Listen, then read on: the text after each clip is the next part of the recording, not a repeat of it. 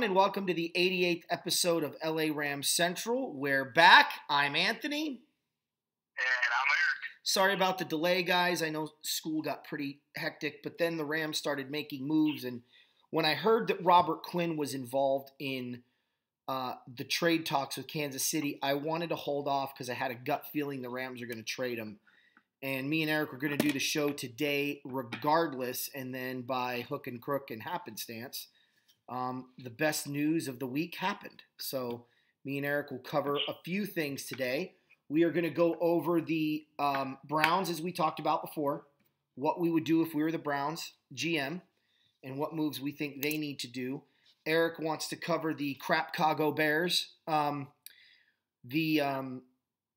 kind of go over what he thinks they should do, and I'll chime in with my 2 cents. Is that a new team? Is that a new team this year? No, it's the only team in NFL history to spend $38 million on a quarterback and then draft one with the number 2 overall pick. Oh, okay. But they spent $18.5 million they gave him. Oh, well, numbers are numbers. Who's counting? Hey, at least you beat the Steelers. Well, that's true. And, the Rams can't beat the 49ers right now or the Falcons, so I really have no room to talk. But we did make the playoffs. And then we're going to cover the Rams, obviously, with their moves. So, Eric. I mean, you made the playoffs. You really didn't show much the playoffs. Hey, no, because Butterfingers McGee and other things went down. So, all right. So, what we're going to. Yes. All now that I'm over it.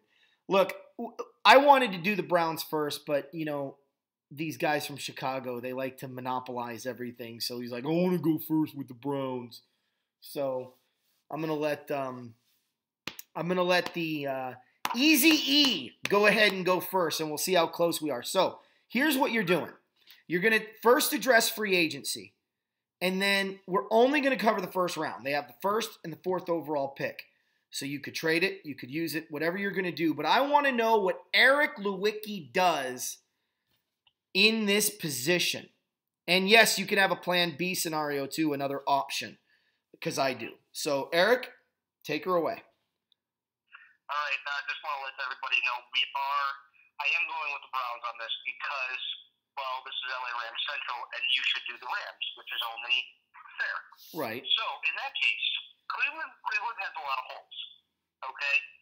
It's not going to be fixed overnight, but what they need to find out first and foremost, and I believe that this player is going to be a key cog on their offensive line. They need to make sure that Joe Thomas is coming back in 2018 and solidifying the offensive line. That, to me, is number one. You build from the trenches out, okay? Second, the Cleveland Browns are strapped with free agency cash. They have a ton. I don't mean strapped like they can't spend a lot. I'm talking they can spend however much. They have over $100 million ready and waiting to spend on players in free agency. Now, the big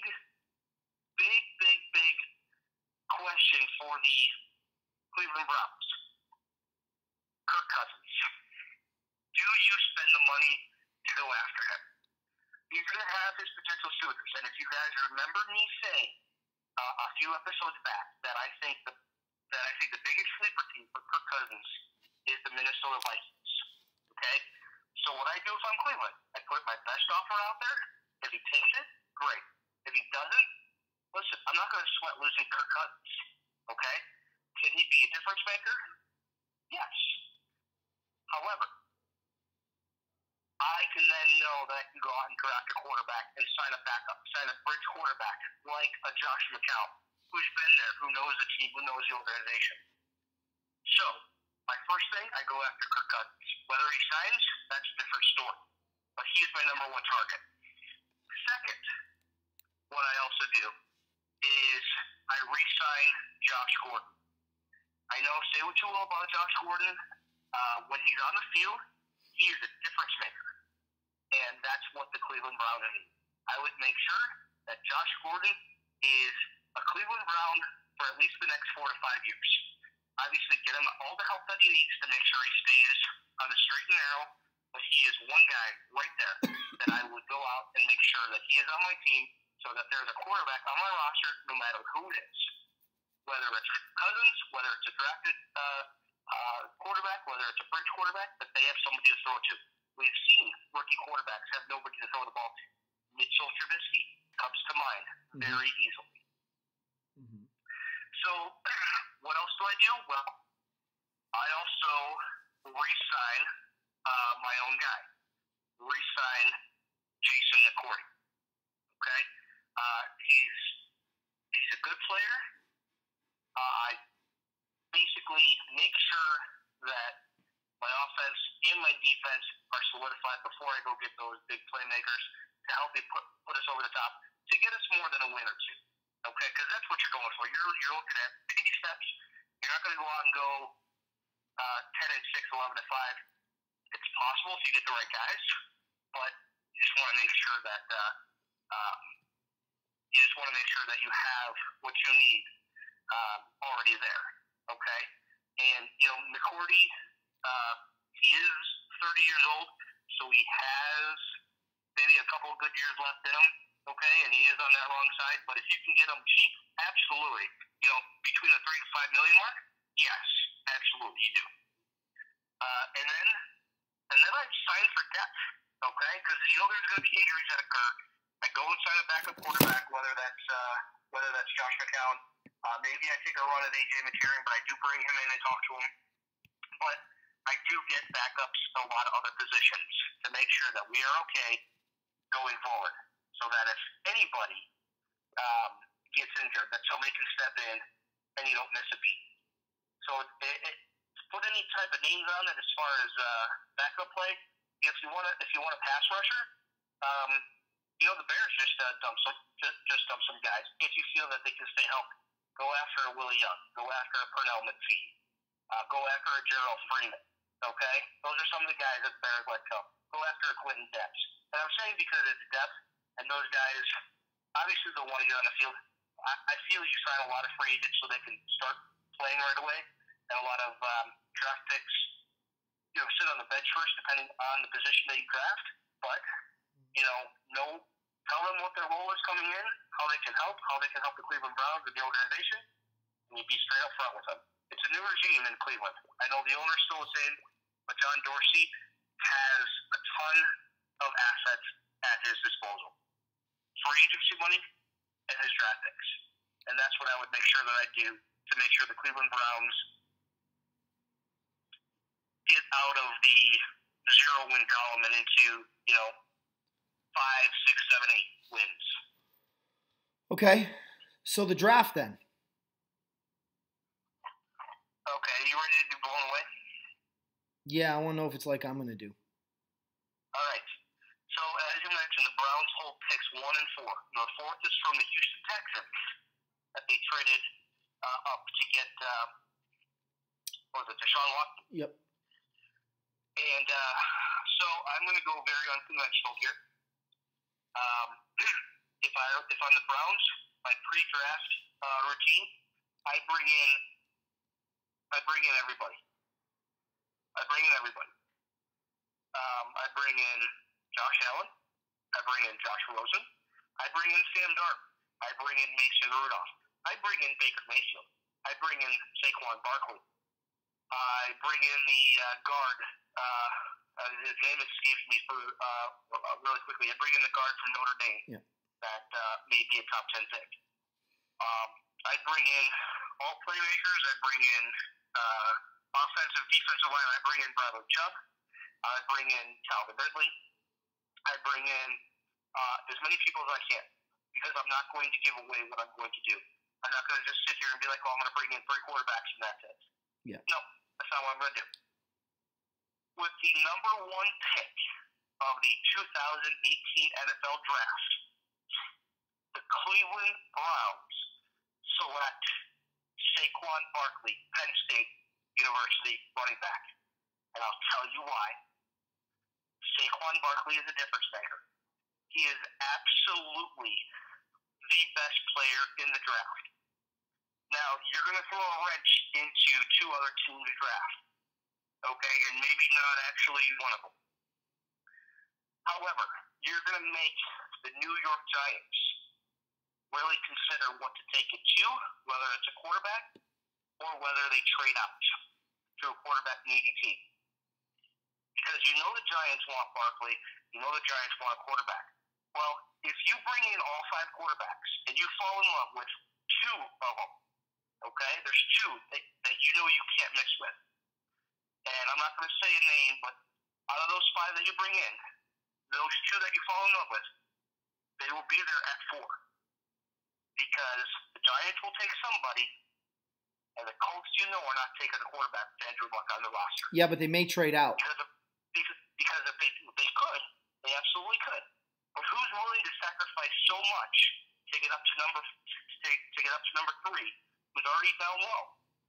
Okay, that might be the Jets at 6. Mm-hmm. That could be the Broncos at 7. I'm sorry, the Jets at 5, the Broncos at 7. The Buccaneers aren't going to draft a quarterback. The Bears aren't going to draft a quarterback. Yeah, but you got to look at a team like the Cardinals sending the farm to go get one of these QBs. You do, absolutely. I don't think the Cardinals have enough firepower to do it. Well, if they give up a 1 this year, a 1 next year, and a 2, I mean, look, I mean, so, it's possible if they want to sacrifice their future. Yeah. Because trying to recoup those picks later is going to be more difficult. Correct. So you can get the quarterback, okay, but you already have an aging roster. So the less picks that you have, the harder it is that you are going to be to rebuild. Exactly. And I know fans in Arizona are going to be like, oh, you should have traded up. You should have traded up. Well, listen, you're going to need to replace Larry Fitzgerald. You're going to need to replace Tyrann Mathieu because it doesn't sound like his contract is being picked up for the 2018 season. No. Okay. There are other teams, there are other players on your team that have expiring contracts after 2018 as well. And the Cardinals are not after.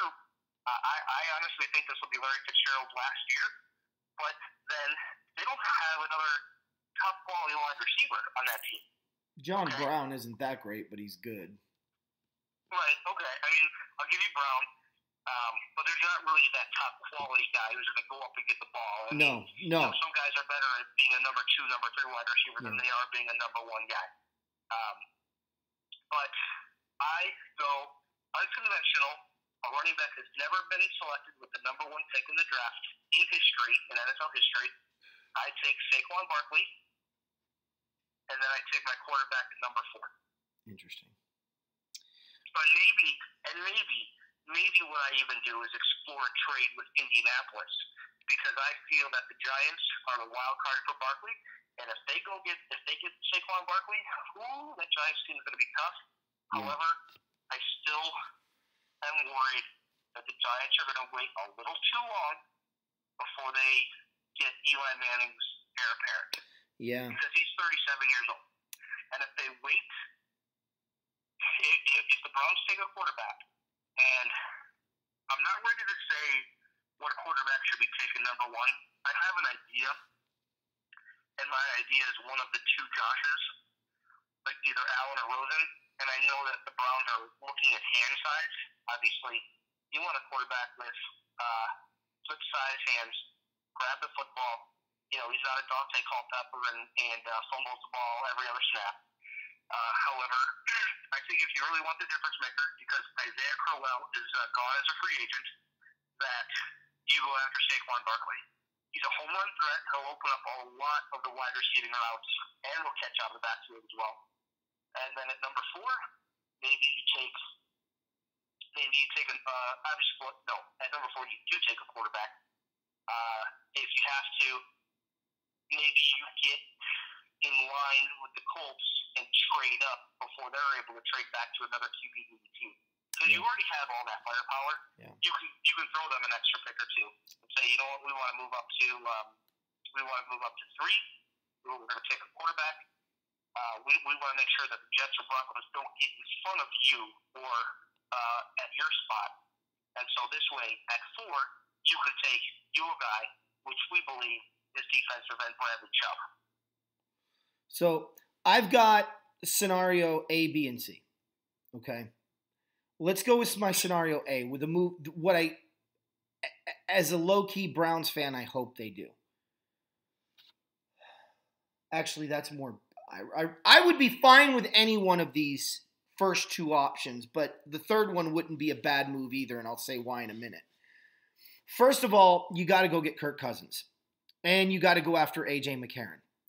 If you can't land either one, then you go to Plan B. But here's Plan A. Plan A is you get Kirk Cousins. And in free agency, you go after Tyrann Mathieu.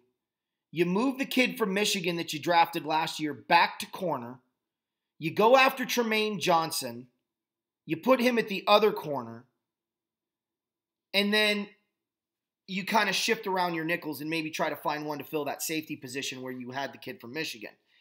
By doing that, you've solidified your back end, and in today's football, you need a good secondary. Now, Tremaine is a good corner. He's not a great corner. He's a good corner, and he certainly is serviceable for the right amount of money for the Cleveland Browns.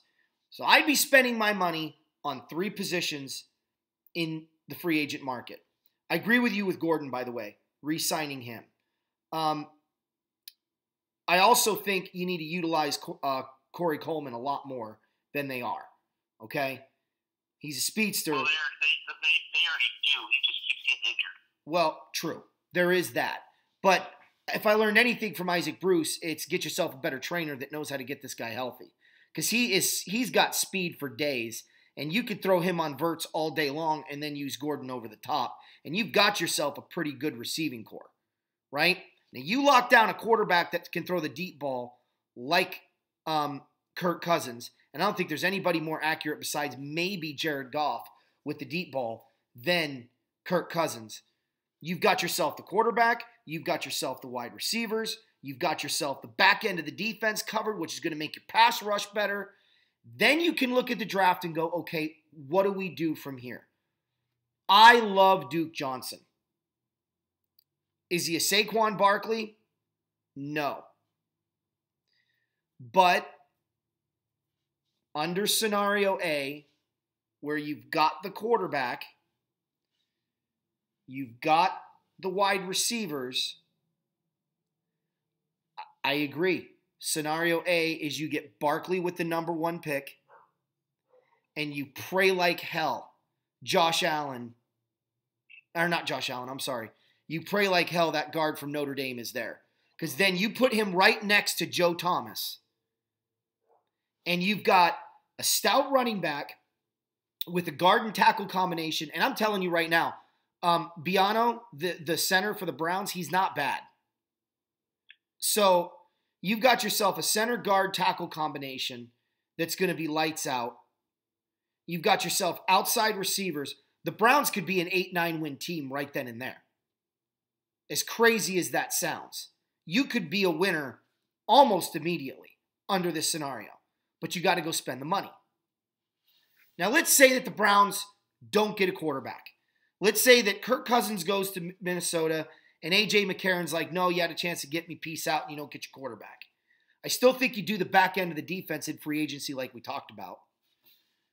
Maybe you spend that extra coin that you had on a quarterback on a linebacker, and we don't know who's truly going to be available yet, so we've got to wait and see on that. That changes the game for me completely. Under scenario B, I love Saquon Barkley, but there is not a better quarterback in this draft than Josh Allen. I believe that, and I'll believe that till the day I die. And you're in Cleveland. You've got cold weather. He's from Wyoming. You need to be able to have a good grip on the football because it gets slick in colder weather and wet weather. Again, in Cleveland. And again, Josh Allen is from Wyoming. He's a big guy, a lot like Ben Roethlisberger. And you know what that guy has done in the AFC South. I'm not saying he's Ben Roethlisberger-esque. To be perfectly honest with you, Josh Allen reminds me of no one yet. I'm not going to put a comparison on him because I don't think it's fair. But I do like his size. I do like, forget hand size. It's such a stupid argument. I like his size as an individual. Okay? He's thick. I like the fact that he's played in cold weather state. He's a perfect fit for Cleveland under those circumstances. Then, with the 4th pick, I get the guard from Notre Dame, solidifying my offensive line still. Now, scenario C is the one that I think is going to floor a lot of people. If I'm going to get Saquon Barkley with the number 1 overall pick, then with the 4th pick, I'm either going to trade down like 1 or 2 spots to try to stockpile some more picks, hopefully a first-round pick next year, see what I can get. If there's no takers, I'm telling you right now, because I think, let me explain before I say the name. This particular quarterback will not win you a Super Bowl. He will not win you a lot of playoff games. But considering your offensive line and the position you're in, he's going to win you a lot of football games and at least get you in contention for the postseason. I get the kid from Louisville. Lamar Jackson. Because he doesn't need a line, and you can let him free will it and improvise and do what he can. Because your offensive line outside of Joe Thomas is garbage. And your center. So you might as well let the kid wing it and see what happens. Because the one thing the Browns don't need, Eric, is a bridge quarterback. They're 0-16. You don't need a bridge. You need a quarterback that can start now. This isn't the Green Bay Packers, where you're grooming the next great quarterback. This isn't a football team that's been a bubble playoff team and they want to get a young quarterback that can take them over the top, but they want to be a playoff team this year, so they got to find that bridge. You don't need a bridge quarterback in Cleveland. You need a friggin' quarterback, and you need to start him right away. Forget a bridge quarterback right now. I would get Lamar Jackson from Louisville under scenario C, because then you don't have to worry about the line issue. And I promise you he'll be there at 4 or maybe even 6 if you do trade up or trade down, which is what my first priority would be, is trade down and then nab Lamar Jackson at 6. Is it crazy or does it make sense?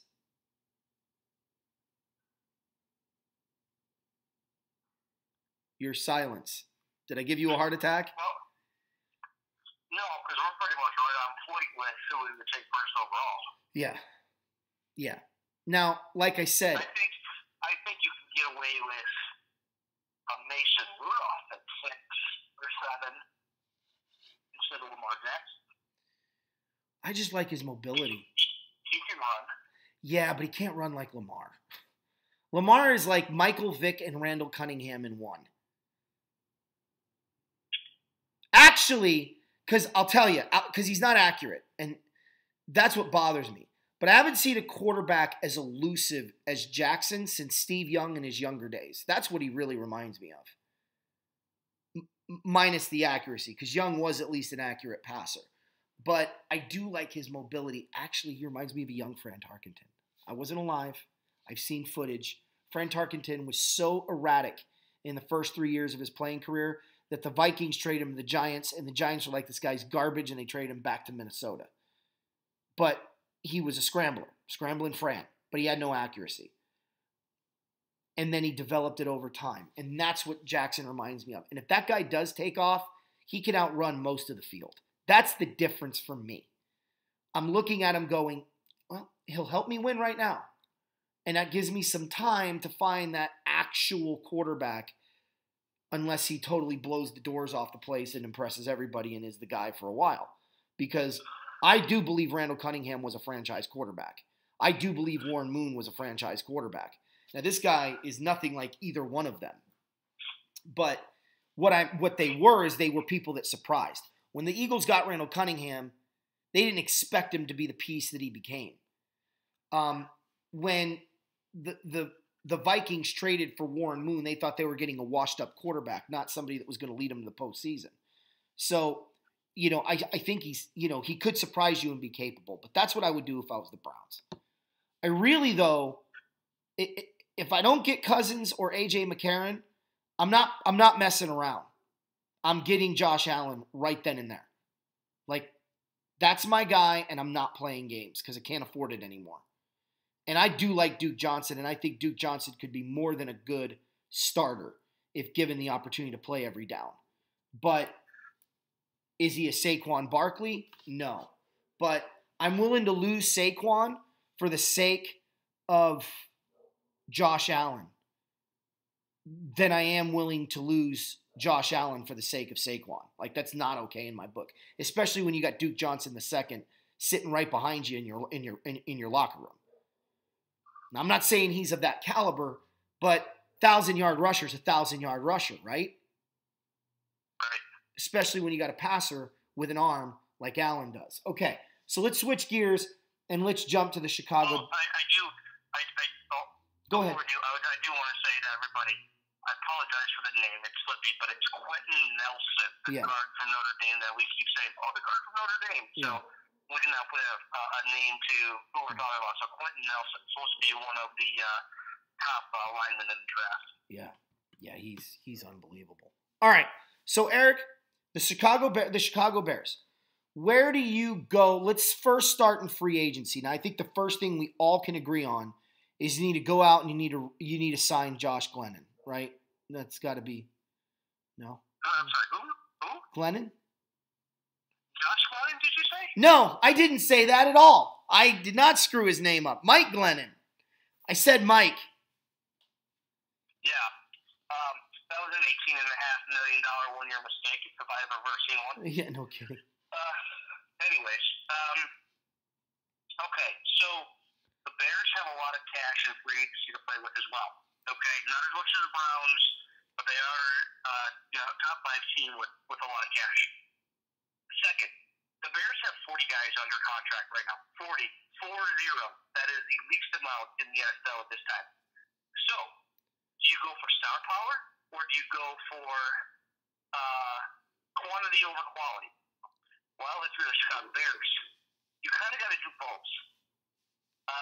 Your 2 star players on your team right now, actually 3, are Mitch Trubisky, Jordan Howard, and Leonard Floyd. That's it.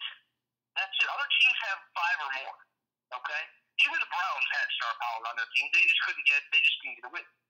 Joe Thomas, Josh Gordon, Anthony Love, and Duke Johnson. So I'm going to throw him out there, even though I think he's just more of a third down back. But it's hard. Obviously, you have your biggest need already filled, and that was drafting Mitchell Trubisky last year. As far as who you get in free agency, first of all, you sign, even if you have to tag, Kyle Fuller, no matter what. They didn't pick up his 50-year option because he barely played last year, and they weren't sure what he was going to be able to do. But he played in 2017, had a heck of a season, and they need to re-sign him. I think they should sign another corner as well. I don't think that corner would be Tremaine Johnson because I think Tremaine Johnson is going to stay on the West Coast. He's going to stay, in my opinion, in the Bay Area. So we'll see what happens when the new league year opens on March 14th. But as far as what the Bears need, offensive line. You've been decimated by injuries with Kyle Long. You've already let Josh Sitton go. You've let your pass rushers go in Willie Young, Pernell McPhee, and Jerrell Freeman, the linebacker. So there's a lot of names out there. So it's really hard to pinpoint exactly who to go after. But you need to go after any type of big name and then fill it in with quantity because of what you have available for cash and free agency. Again, it's hard without the names. They only have 40 names on their roster. The Bears are sitting in a position to where right now, for them to start winning and be actually a semi-threat in the NFC North, you need to have a pass catcher. So I don't think that you should deal a draft pick for Jarvis Landry. It stinks for the Bears that the Dolphins tagged him with the intent to trade him, even though that shouldn't really be what it's used for. You should have the intent to sign him. That's what it's typically used for. Of course, there's ways around loopholes. We know that. So Allen Robinson, if you feel good about his medicals coming off a knee injury. Sammy Watkins, if they're able to pry him away from the Rams. He was able to stay healthy last year. Obviously, bring Dontrell Inman back because him and Trubisky had really good chemistry. You can make him a third wide receiver where I think he would flourish, 750 yards plus. I think if he came back in that number two-ish, three-ish type role. So for me, it's really seeing who's out there who might actually be a really good fit for your I think more for your offense because your defense is pretty solid already. Obviously, you could always use another corner. You could always use another pass rusher. Who, depending on who's out there, again, it's just hard to say for the Bears who exactly they should go after. I'm not trying to cop out here at all by any means. It's just that they have so many holes to fill that it's just hard to pinpoint one. You know, the nice thing is they don't need the quarterback. They will need. They have been talking about bringing back Mark Sanchez as Trubisky's backup. Old butt fumble, huh? Yeah, old butt fumble. But as far as anybody else, it's tough because their defensive front four is their defensive front three because they play a 3-4 deep. They have Akeem Hicks. I just think you need to get him some pass rushers on each side, especially if Leonard Floyd to stay healthy. But maybe another big run stuffer and I don't think I would sign him, but just a name to throw out there. Muhammad Wilkerson, if he feels rejuvenated, but I don't like getting guys like that who pretty much loaf their way through a season, so you don't know where their heart is, and you don't know if guys just want to be like, oh hey, get paid, but not even give a crap. So it's hard for what they should do there. I have an idea. That I want to get to on that, but do you want to address who they should get in the draft then? Yeah, I would look at three guys. The three guys that I would look at would be the pass catcher from Alabama, Calvin Ridley. Yeah. I would definitely look at him. I would look at Quentin Nelson. Again, to solidify, because who knows how long Kyle Long is going to be able to hold up with all his injuries. Mm-hmm. The Bears need pass catchers, but they also need to be able to protect the quarterback. And the last guy I would look at, if he falls to 8, and this would be a huge get, would be safety / corner / do-it-all from the University of Alabama in Mika Fitzpatrick. Okay. You need to not yell at me and let me finish the train of thought here, okay? Tough. I'm already going to yell at you. You probably are. So I have an idea with Chicago, and I think it's the perfect place to try the idea. So let me just start before I get to the controversy to get to the nuts and bolts. Houston from Kansas City is going to be a free agent, correct? Who? Houston. Justin Houston, yes. You got to throw him all the cash you can and get his pass rushing capability in your roster. Okay? That would be step one. Step two is I would go to Muhammad Wilkerson and go, we're going to offer you a 1-year deal worth X amount of millions of dollars. I don't get him. But you give him a 1-year deal and you say, we will sign you to a fat contract next year. But you're going to give me 1 good year and prove that you're not a loafer. Right? You get those two. You've solidified your defense almost entirely. You fortified it. You give yourself a pass rusher, a potential run stuffer, on top of what you already have, especially on the back end. That rookie corner is unbelievable. The kid that you got from Alabama last year. You've got yourself a solid defense. Offense is a bit tricky. If you can get Allen, is it Allen Robinson that you were talking about from Jacksonville, right? Yes. If you can get him, okay, if you could trade a 1 next year and a 2 next year and a 2 this year for for Landry from Miami, I would do it. But I would. Well, if you trade your 2, you don't have a second round or a third round pick. I'm fine with that. Because you traded the third round pick for Trubisky last year. I'm fine with that, and I'll explain why in a minute. Yeah, but you need to fill holes, not generate more. But you have filled holes because now you've got that wide receiver. You've already got a great running back. You still have your 1 for this draft, and I'm telling you, Eric, this is the best draft we've seen since we've been paying attention to football. The only draft that's as deep as this one that I can remember in history is 1983. And I'm not playing games. Like, I legit feel that way about this draft. You can get a Hall of Famer in the 5th round. That's how deep this draft is. Okay? And I really do believe that. You can find a lot of gems in this year's draft. So having a 4th and a 5th doesn't bother me. If I can get a guy like Landry and keep my 1 for this year's draft. Because next year's draft, it isn't going to be as deep. So I'm okay taking it on the chin next year, knowing that I've got my wide receiver for Trubisky.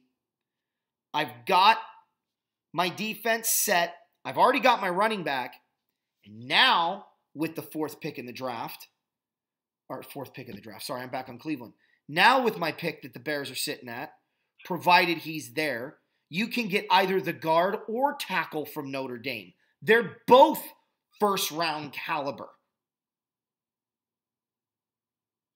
Yeah, or another scenario, let's just say Quentin Nelson is gone. Let's just say Minka Fitzpatrick is gone. And you don't think Ridley is an 8th overall pick. And I know it's not that way you should think, because you should take best player available. Well, really quick. Hold on. And put him on your roster. However, maybe you do trade back, garner that 3rd round pick that you lost last year, get back into the 3rd round, and take the guy from I want to say SMU, Cortland Sutton. Well, what I was going to say is you could, if Ridley's there, find out who wants Ridley and say, give us your 1, give us your 2 next year, and give us your 3 this year, and you got yourself a deal. Because they'll take that. And while you're not getting an extra 1 next year, you don't care. But you could try to get that back if you did that move with Miami and say, okay, we want a 1 and a 3, a 1 this year and a 3 next. Or a 1, your 1 this year, your 1 next, and a 3rd round pick this year. Somebody might be willing to take that if they really want to get Ridley from Alabama. Or you just sit there and, like I said, you take your tackle. Now, here's where I didn't want you to yell at me. I'm not about signing this guy. Let me just start by saying I think I don't like the idea of letting people back in the league after 4 or 5 screw-ups. That's why I'm not a fan of Gordon being in the league. At some point, you got to be like, there's consequences for your actions. If you seriously say go sign Johnny Manziel, I will reach through this phone. Let me finish the thought. Let me tell you why. It's so funny that you knew that. Okay, here's why. I would not use Johnny Manziel in a traditional setting if I had him. I would use Johnny Manziel as a backup for sure. He's definitely better than Butt Fumble. Or let me rephrase that. He has the potential to be better than Butt Fumble. But what you can do with Manziel is put a package together where he's on the field and you can utilize his insane mobility and really frig with defenses now and then. And by signing him to a 1-year deal, like Wilkerson, you can really monitor him and look for him to screw up. Because you're going to sign him dirt cheap. You're going to be able to get him for next to nothing. And again, with his speed, and I'm sorry, I watched a lot of Brown games because I like to kill myself with torture, okay, being a Rams fan and a Browns fan at one point, okay? But I could tell you, the game he played against Buffalo, the last game I remember him starting in, I don't know if that was his last start or not, he played phenomenal. He was the reason the Browns were in the game. He was a one-man wrecking crew doing it all. So there's talent there, to be sure, that is certainly better than butt fumble. And if Trubisky goes down for 2 or 3 weeks, between your running game and that kind of mobility, you can survive it. You're not going to survive with Sanchez at quarterback for 3 games. Your season's over. You're done. You're going 0 for 3, pack it up and go home. That's just a reality. And you're able to get Trubisky on the sidelines and have those conversations with the O coordinator mid-drive, because enter Manziel on these packages, to have that communication, and then back out goes Trubisky. The Eagles did this in the 80s with Randall Cunningham. The only problem is the quarterback that they were doing this with, they were only bringing him in on third downs, which was stupid, and they were starting an aged and washed-up Ron Jaworski. If you could do this with a younger, better, talented quarterback, I think you really give yourself a dynamic package that's hard to defend and uniquely your own that people don't know. And you may never put him in the game. But guess what? The coaches and the defenses had to prepare for Johnny Manziel in the event that he goes in on a package or 2. And that really screws with the defense. And the only reason I find it appealing is because you can get him for nothing right now. Nothing. And to get a backup for nothing is pretty rare. Okay. I see your point, but I'm going to counter with this. I think Matt Nagy could pull it off. With Matt Nagy and Mark Helfrich on the Bears offense, they could pull it off. Okay. The problem is that Ryan Pace is on such a short leash that if something were to happen to where Wilkerson, I'll even throw Wilkerson in here, but Wilkerson or Manziel get in trouble, that Pace would be gone as soon as something went down. And then you're starting over basically from scratch. Well, were you talking about the head coach? No, I'm talking about the GM. Front office. The GM, yeah. Well, I mean, that's the one thing you're going to have to ensure with the boss is you got to be like, look. But also, but then you're going to have to deal with the league too, because if you go sign Johnny Manziel, you know the league is just waiting to pounce on punishment for him and how long he's suspended. And you know they're not going to take him being out of football as a suspension, but they're going to be like, okay, you're suspended for a year. So then in theory, you got to sign him for 2 years, or you got to wait 8 games to actually be able to use it. Right, but that gives you more time to perfect the package. That gives you more time to get him the counseling that he needs. But if he's suspended, they're not allowed anywhere near the facility. But they're allowed a playbook. They are allowed a playbook. But you're not allowed to practice over here on the facility, which I think they need to change that.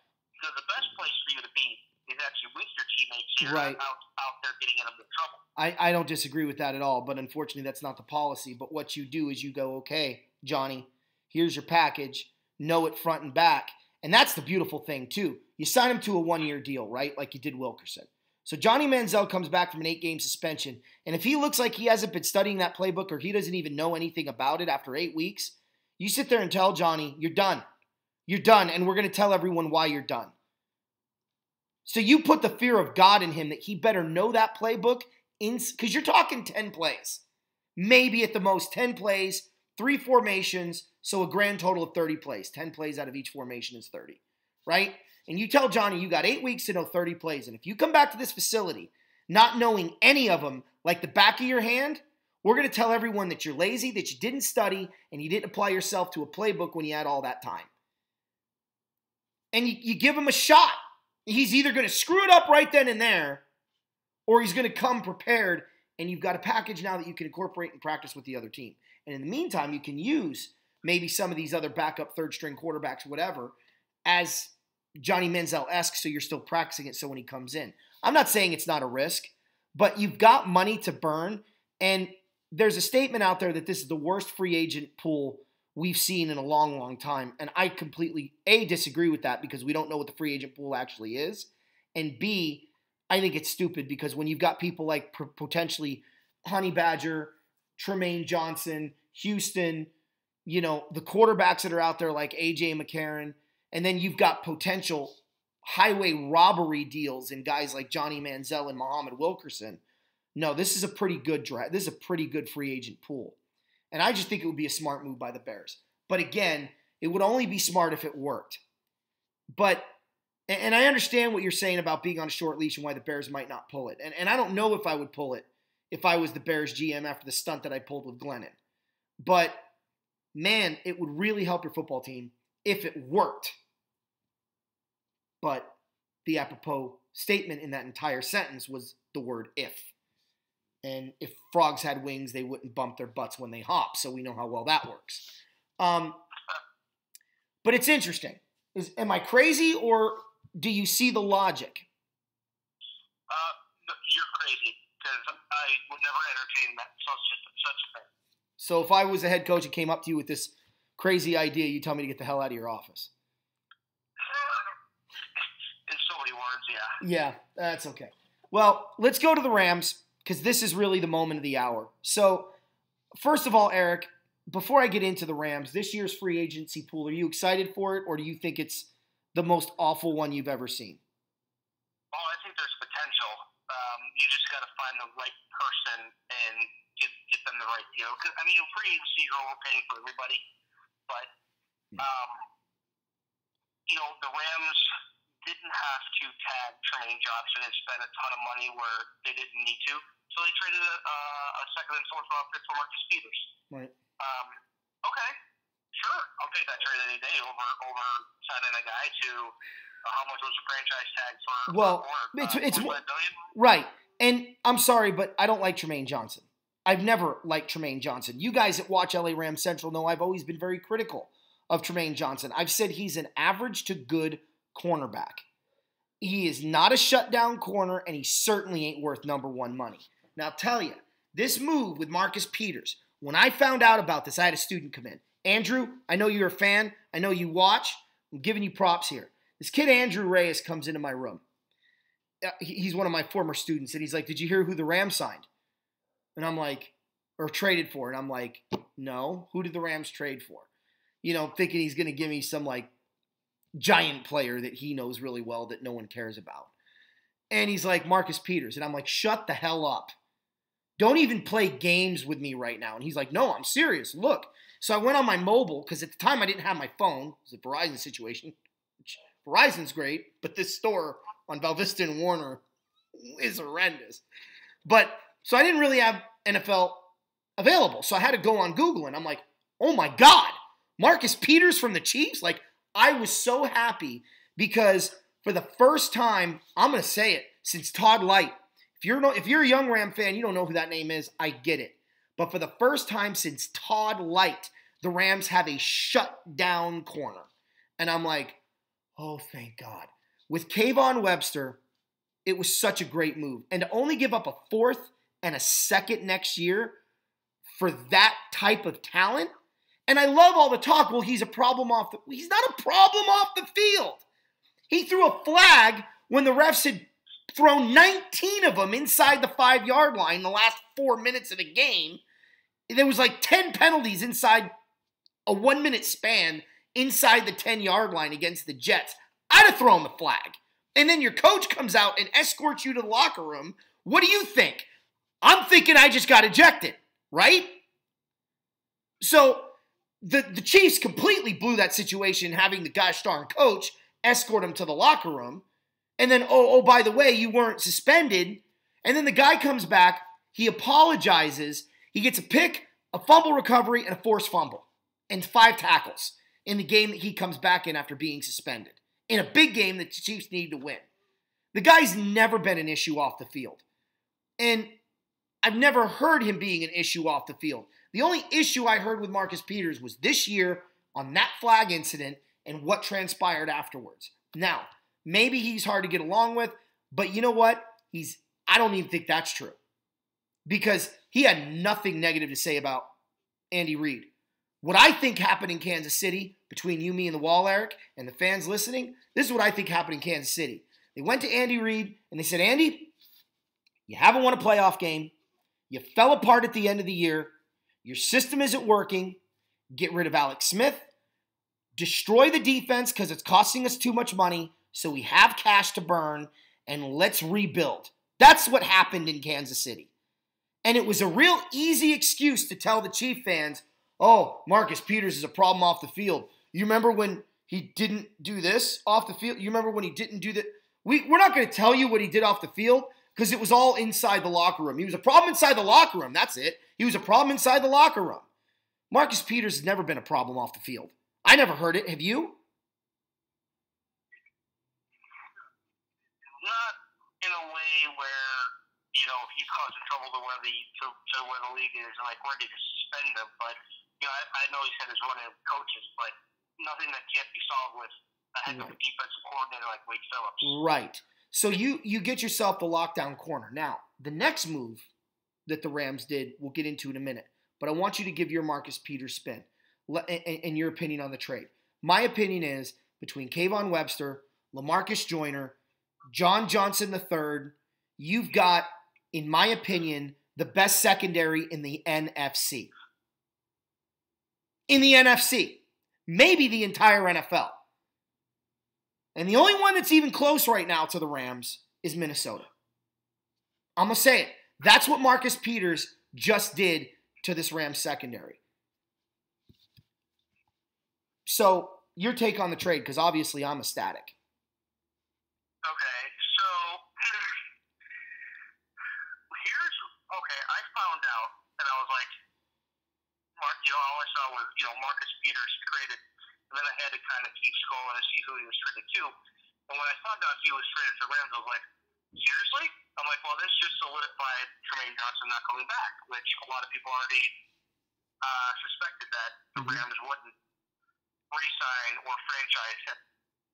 And so it took a few days to figure out what the Rams finally got. But here's how the media portrays this these days, and I'm bringing this up because I want everybody to know. The media portrays this as, oh, the Rams traded for Marcus Peters, but the Browns and this team were not interested. Yeah. So now we're talking about who didn't get involved and who wasn't interested. I know the Browns have a lot of holes. I get it, okay? But when you start reporting on who's not interested, you take away from the whole perspective of what, the team that traded for him. That takes away from, the Rams. Because it shouldn't be about who's not interested in him or who didn't get involved. It's who got him. And the Rams got him. And after I found out that it was a second and fourth round pick, one pick this year, one pick next year, I was astounded that I was like, really? That's all the Rams gave up? I'm like, how did they not get a better offer? But I'm not going to report that, so-and-so wasn't interested. Yeah. But how is there not a better offer? Like, is this Jimmy Garoppolo offer right? Because you probably know that somebody offered better than a second-round pick for Garoppolo, but they took, but the Patriots sent him to San Francisco for that. Yeah. Well, so I have to wonder, like, obviously that the Broncos had to have been involved somehow, but the Chiefs didn't want to trade him to a division rival. Oh, for sure. Because they're going to lose Aqib Talib. They're not going to bring him back. So that the Broncos were looking for a corner, but there's no way that the Chiefs are going to be like, oh, here you go, Denver. No. But you need to give Denver would need to offer like 3 first-round picks for the Chiefs to even think about it and pick up the phone. Right. So the Rams jumping in, swooping in, and getting Peters for what I think is a steal.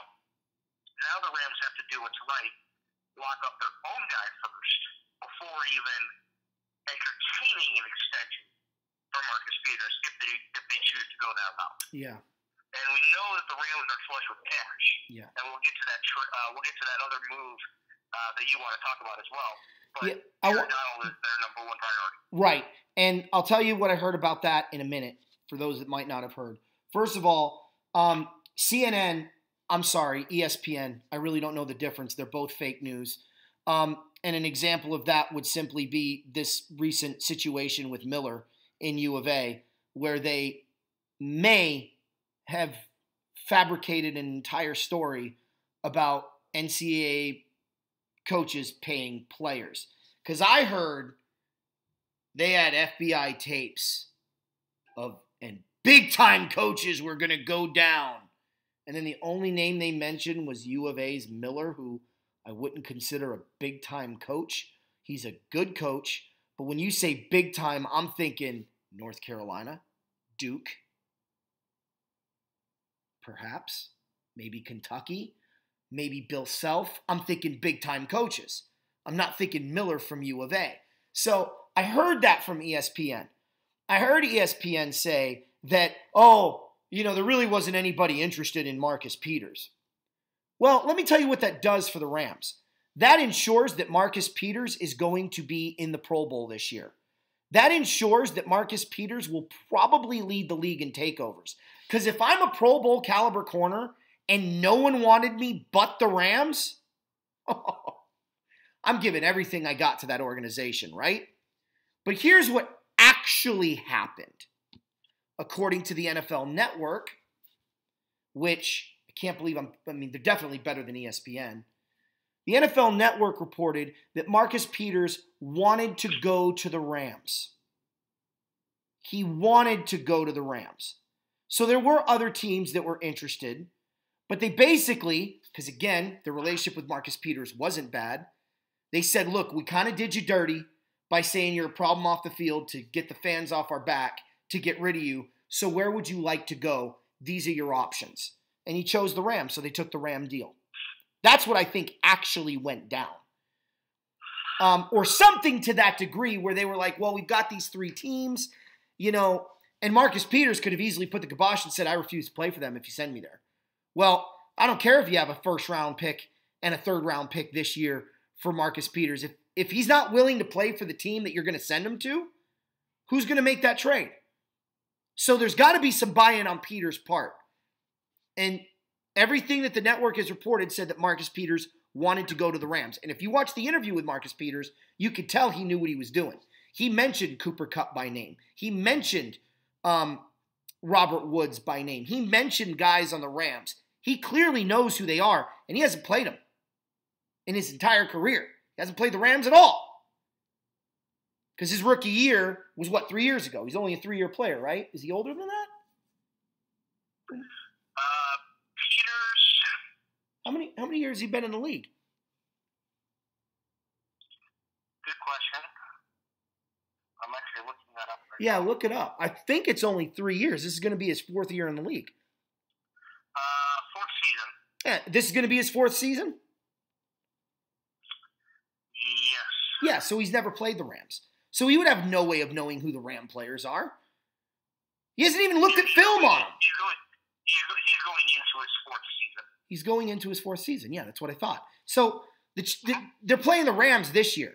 The AFC plays the entire cycle. East, North, South, then West.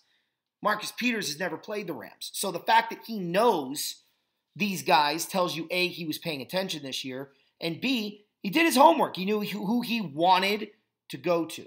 Now, I agree with you on Aaron Donald. Here's the update on Aaron Donald for those of you that don't know.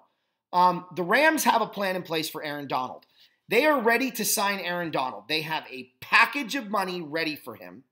And according to the source that I was listening to from Good Morning Football, they said that Les Snead said he's going to get paid and paid very well.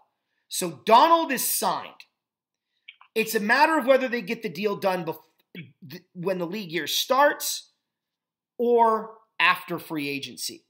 But his pocket of money is accounted for. So the free agency money is not including the Aaron Donald money. Now there's two other moves that went. The Rams announced that they're either going to trade or release Tavon Austin. Okay? That frees up $42 million. You know that's a part of the Aaron Donald package. You know it is. Okay? And that might not be a bad move for the Bears to try and go after him. But I'll give you the latest update. They're going to release him. They're not going to trade. Because no one will probably take it. But that wouldn't be a bad move for the Bears to go get him. So the Rams are going to release Tavon Austin. That's $42 million they're going to free up right there. Robert Quinn was $27 million. $17 million under the cap over the next 2 years combined. That was the other money-hungry situation that they were like, the guy isn't performing as he really worked the contract. So when they said they were going to release Tavon Austin, I figured, okay, well, they'll probably keep Quinn. But then I said to myself, I should say, I didn't say to myself, I heard that the Rams, when they said, the Rams are either going to have to franchise tag LaMarcus Joyner and get rid of Sammy Watkins, but then Peter Schrager reported, wait a minute. Word out of Rams camp is they may franchise tag LaMarcus Joyner and sign Sammy Watkins. Well, where are they getting that money from? Even if they do release Tavon Austin. Enter Robert Quinn's situation. So the Rams traded Robert Quinn today to the Miami Dolphins for a 4th-round pick this year and a swapping of 6th-round picks. But make no mistake about it, the Rams didn't trade for draft picks. The Rams traded Robert Quinn to the Miami Dolphins for Sammy Watkins yet again. 2 off seasons in a row, the Rams traded for Sammy Watkins. Except this time they had to trade with themselves to free up cash to give to him. I'm 100% convinced that's what's going on. So the Rams got rid of or are going to get rid of the 3 players that I felt were the biggest money drags on the organization and guys that I didn't think were worth the money at all. Tavon Austin, Robert Quinn, and Trumaine Johnson. And they're going to get rid of all 3. And they've already traded one. The trade for Marcus Peters was just incredibly exciting. So the Robert Quinn trade's big because of what it opens the door for the Rams to do. So I'm actually really excited about the trade because I know the kid's going to do well in Miami. He's going to thrive in that 4-3 defense with Ndamukong Suh and Cameron Wake, and that's going to give Tom Brady a real problem. And I'm all for that. And I actually think Miami bolstered their defensive line. I really genuinely do. I won't be surprised if he's a Pro Bowler this year.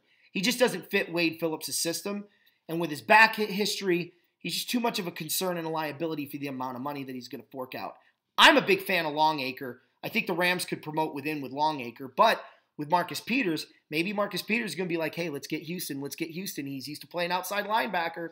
He'll fit your system really well, Wade. Can you imagine if they got Houston? Basically replace Robert Quinn for Houston.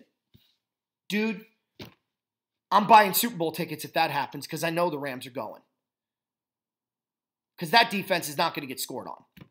Anyway, your take on the trade.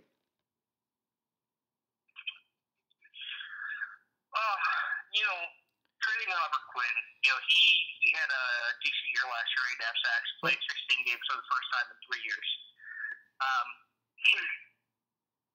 Quinn may be missed. I know a lot of, when you think Rams, you think defense and you think Aaron Donald and, of course, who's next to Donald, but Quinn. Right. And then, of course, you think about Gurley and Goss and whatnot. So Quinn was one of those handful of Rams that you knew. Okay, LaMarcus Joyner is in that group as well. But trading to Miami, I think Miami has bigger needs than a Robert Quinn, to be honest with you. They might be cutting Suh after sometime in the near future, and that defensive line, if they don't cut him, is going to be pretty tough. But they have no other playmakers, which is not the Rams' problem, which is not anybody's problem but Miami's. Right.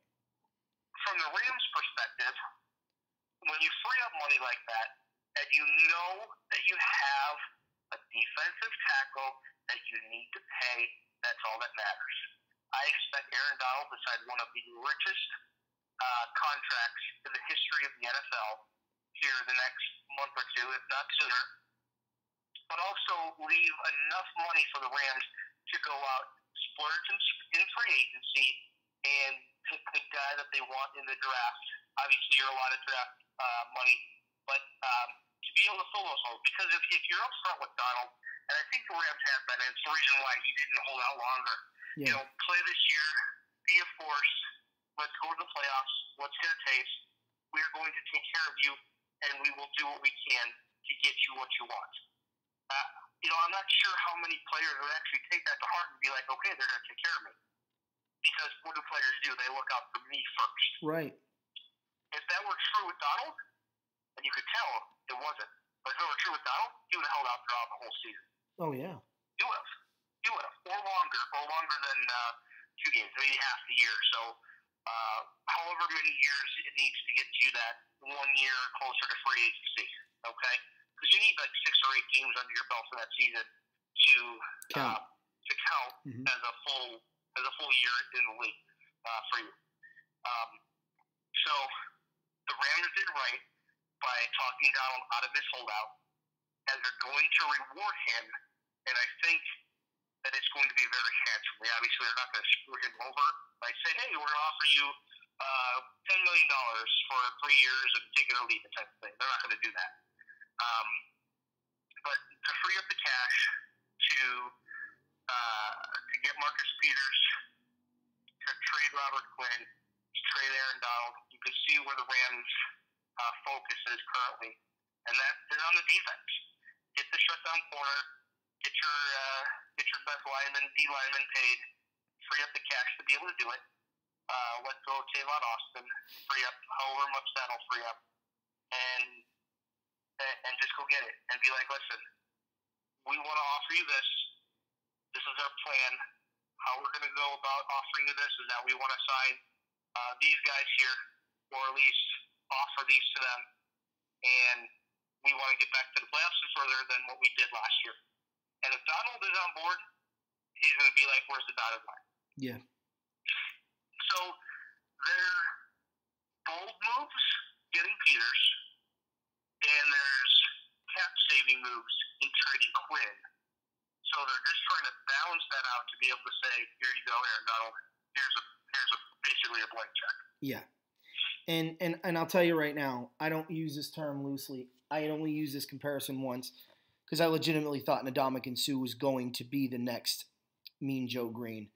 But as the careers have gone on, there's only one man I can compare to Mean Joe Green, and I never made the comparison before Ndamukong Suh, and I'm not using Ndamukong Suh as the comparison anymore. The comparison is Aaron Donald. And like Mean Joe Green, he spent the early part of his career sludging through some terrible seasons, and then had that playoff run in 72 and 73 before going to the Super Bowl in 74. And I think for Aaron Donald, he sludged through some pretty rough seasons. And now, hopefully he gets his cash out, and he's going to be a part of this organization for a long time. There's 3 positions that the Rams historically are known for. Defensive line as a whole, end and tackle, okay? So there's 2, and running back. I mean, when you've got guys... They've never had a good running back. Oh, yeah, no. Definitely not. You know, when you could throw names like Merlin Olsen, Deacon Jones, Lamar Lundy, Rosie Greer, Larry Brooks, Jack Youngblood, Kevin Green, I can't remember his first name, but Reed, number 93 for the Rams early on, Kevin Carter, DeMarco Farr, now Aaron Donald. You know, running back, you've got, Ollie Matson. Prior to that, you had Tank Younger. You have freaking Dick Bash. You've got Lawrence McCutcheon, Wendell Tyler, Eric Dickerson, Jerome Bettis, Marshall Falk. Now you've got Todd Gurley. I mean, this organization's loaded at those 3 positions, and it's good to see Aaron Donald continue the tradition. Well, I don't think you can compare Donald to one person, and this is where I throw mad respect to Donald. Is that, do you remember the 2 Vikings defensive linemen, the Williams guys? Yeah. Pat Williams, and I forget if it was Mike Williams or what the other Williams was named. First name was. But Aaron Donald is basically 2 guys in one. Yeah. Okay? That's a heck of a compliment to him. I wouldn't compare him to any other one player. You have to compare him to like a set of players. Well, okay? Because he wreaks that much havoc. You wanna compare Ndamukong Suh to somebody? Ndamukong Suh is like Albert Haynesworth. Well, now, okay? Yeah, I'm saying coming out of college. But Eric, I'm telling you, if you go back and watch Mean Joe Green in 70, especially 69 his rookie year, but 70, 71, 72, if you could find film of him during that time, and I know that's hard even on YouTube, Dude, I'm telling you, it's like watching Aaron Donald. That man was absolutely, positively, unequivocally unblockable. On third down, if he wanted to get to the quarterback, you weren't stopping him from getting to your quarterback. The problem is he had nothing around him. And then they built around him. And that to me is Aaron Donald. He's unblockable. I mean, I knew the Rams were going to beat the 49ers on Thursday night after the pass interference penalty happened. I'm like, well, it's third, if it gets a third and long, Aaron Donald's sacking him for the win. And that's exactly what he did, and you knew it. And there was no stopping Aaron Donald at that moment. And that's why I make the comparison. Mean Joe Green is the greatest single talent to ever play on the D-line until now. And I have no problem saying that. And that's mad respect for Mean Joe Green, because I don't I compare a lot Lawrence McCutcheon and Todd Gurley together because they do really remind me a lot of one another. I've never seen anybody, and remember, I'm a historian to boot here when it comes to football. And I remember watching old game film of Mean Joe Green going, man, that must have been nice to have, because that's a once-in-a-generation player. And that's what Aaron Donald is. He's a once-in-a-generation guy. And you're talking about a time where you had Deacon Jones and Merlin Olsen and, these guys I mentioned before, but they weren't nowhere near that level of talent. Aaron Donald is. He can wreck a game by himself. And you give him help like he's got, and that's why I'm kind of excited to wonder if the Rams are going to play, put some money out there to get Houston. Because if they get that kid, I know he's in his 30s. How you going to stop the Rams, dude? With Connor Barwin, who they need to re-sign, and I think they will. With Connor Barwin and Houston on the edges at linebacker, and you got that one-man wrecking crew, Aaron Donald and Brockers at the tackle positions, tackle and end, I mean, forget it. So we'll see what happens. But I'm really excited about these moves, and I agree with you. It's cap-saving space, and it does seem like the focus is, okay, we're signing Donald, Joyner, and Watkins. And this is the amount of money that we need to do that, and that's what they appear to be doing. So I got scared, though. Real quick, I'll end with this. On my phone, it said, Rams trade Rob. And I'm like, did they trade Robert Woods? I was going to be pissed. What are they doing? And then it was Robert Quinn. I'm like, oh, thank God. So never thought I'd say that about Robert Woods over Robert Quinn, but there you go. Anything you want to close with, Eric? Yeah, I don't think the Rams are done making moves, obviously. I think they got something else up their sleeve. I'm most curious about the Donald contract, how that's going to play out. Outside the Rams, who the Bears get a wide receiver, where Kirk Cousins goes, where A.J. McCarron signs. It's going to be interesting watching what the Rams do to not only get back to the playoffs, but beyond advance to the playoffs. Mm-hmm. And then, I'm kind of keeping an eye on the Browns with $100 million in cap space. I'm curious what they do. Yeah, me too. All right, well, on behalf of us, thank you guys for watching. Sorry about the delay. I do have a show planned next week with Eric. We have to organize what that show is going to be, so you'll just have to wait and see. Thanks for the subscribing. Continue to subscribe. Like my show. Make your comments. And, really quick, I want to give a shout-out to Shimoni. I think I'm saying that right.